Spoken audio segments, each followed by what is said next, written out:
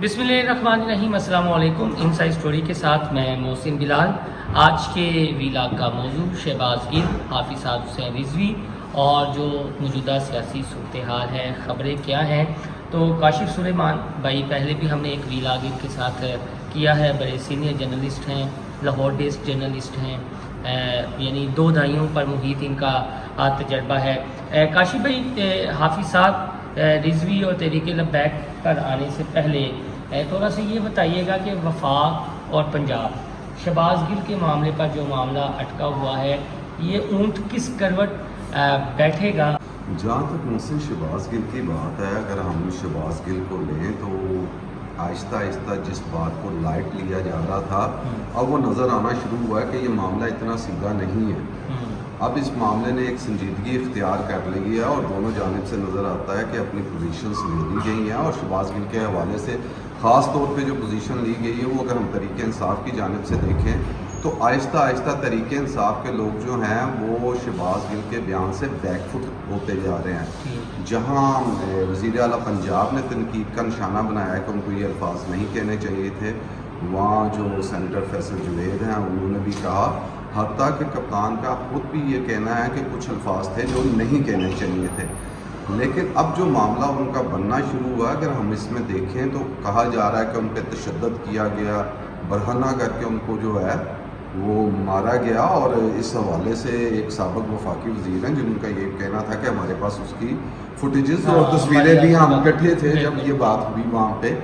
अब इसमें देखना ये है कि ये जो अगर उनके पास उसकी फुटेजेस आ गई हैं, वो तस्वीरें कहाँ से आई हैं, वाकई उन पर तशद्दुद हुआ है, क्योंकि 2 चीज़ें इसके अंदर नज़र आ रही हैं।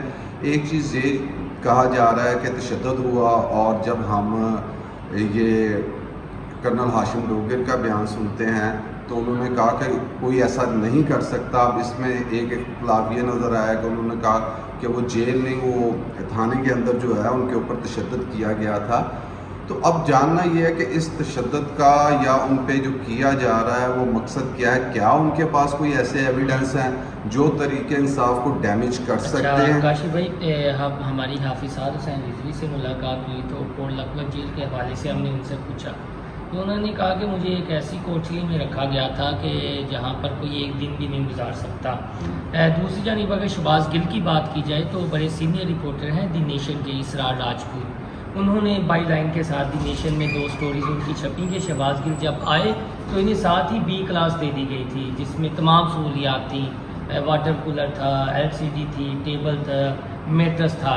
तो दूसरी जानिब जब इस तरह के मामला हुए, हाफिज साद हुसैन रिजवी वगैरह को जेल में रखा गया तो कोई ऐसी सहूलियात और उस तरह के सेल, तो ये सियासतदानों को सोचना चाहिए कि जब आप इक़्तिदार में होते हैं तो मुखालफिन के खिलाफ भी इतनी कुशादा दिली का मुजाहरा करें। और दूसरा सवाल आपसे ये कि हाफिज साद हुसैन रिजवी ने कहा कि 11 को हुकूमत दे दी गई है, बाद में खिलाड़ी को जो है वो इंतज़ार किया जा रहा है। और दूसरा ये है कि ये मुल्क इसलिए नहीं बना था कि एक खिलाड़ी को वज़ीर आज़म बना दिया जाए। तो इन सब बातों का क्या मतलब है, दूसरा इसका भी जवाब दे दीजिए।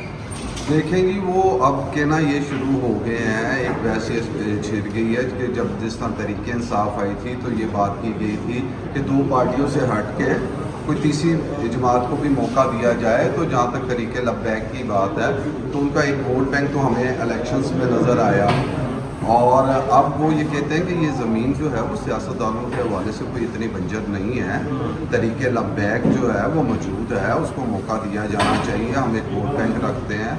और जहाँ तक आपने जेल की बात की तो ये हमें देखने में आया कि जितने भी सियासतदान हैं जो वो बाहर होते हैं तो उनके बुलंदो बाम दावे होते हैं, वो किसी को इस्त्री फेंकने की बात तो किसी को रंधा फेंकने की बात करते हैं, और जब अपनी बारी आती है तो फिर एक मज़लूमियत की बात शुरू हो जाती है। ये जो सियासी तनाव है इसके टेम्परेचर को कम करने की ज़रूरत है, और ये हम टेम्परेचर माजी के अंदर नबी के दहाई में भी देखते रहे, जब मुहतरमा वज़ीर आज़म थी और मियां नवाज शरीफ वज़ीर आला थे, तो ये वक्त भी होता था कि प्रोटोकॉल के लिए जब वो आती यहाँ थी तो जो मियाँ साहब हैं वो लाहौर से निकल जाते थे कि आपको ना देना पड़े प्रोटोकॉल या आप उनको रिसीव करने जाएं। तो आज भी ये वफाक और जो पंजाब की एक लड़ाई जो शुरू हो चुकी है, और जहाँ ये अगली इंतखाबात की बात कर रहे हैं, تو یہ ارلی انتخابات کا تو ان کا مطالبہ پہلے دن سے شروع ہو گیا تھا.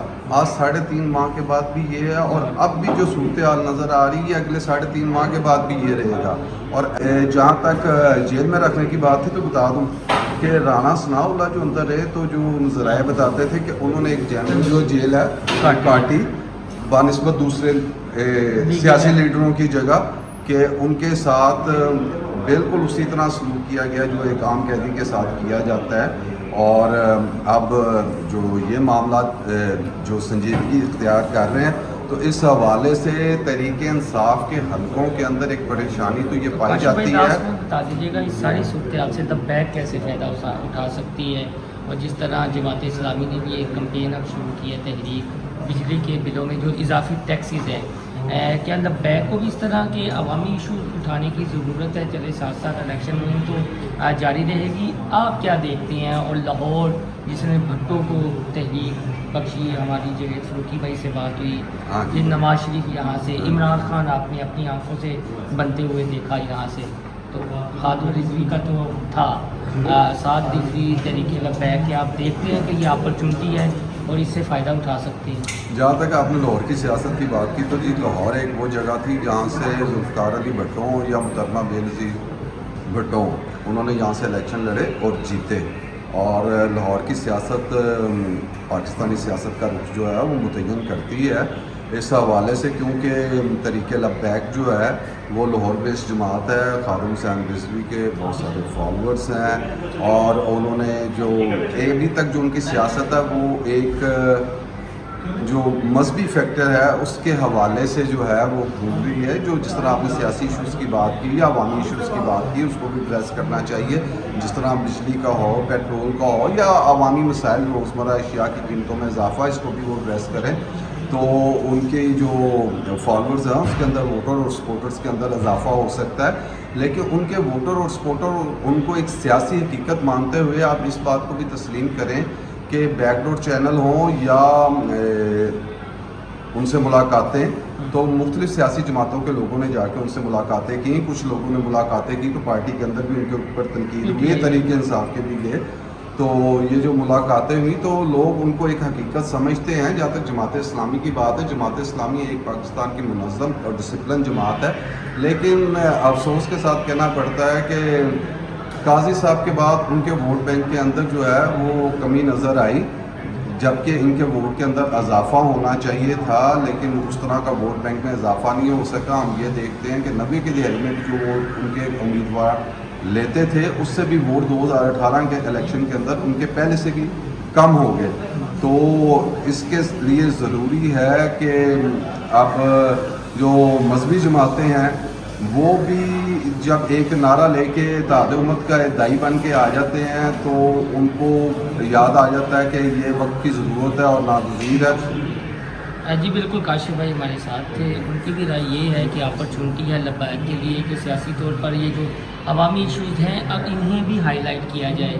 جب انہیں ہائی لائٹ کیا جائے گا تو ڈیفینیٹلی ووٹ بینک پہ اضافہ ہوگا.